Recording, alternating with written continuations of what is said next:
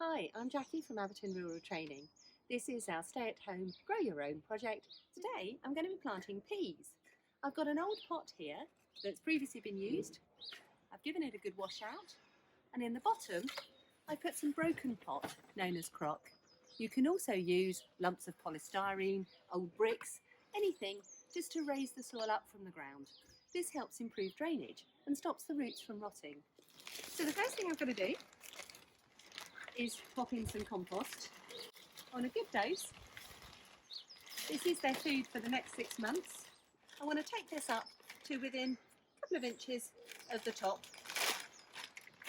so that when I'm watering, the soil isn't disappearing over the edge, and give it a light pat down. This is a pea called Kelvedon, which is a local variety, and you can soak them overnight, but they're generally fine to go directly in. Place them around on the soil, a few inches apart and a few in the middle. So they've got plenty of space.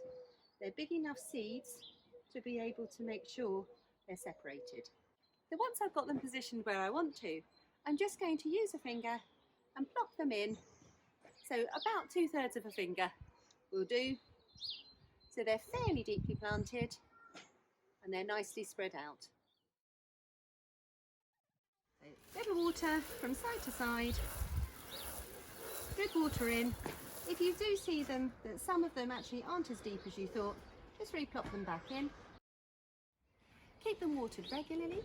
You should see the peas start to come up in a week or two, and then we'll be taking you through what to do about supporting them as they grow in a later video.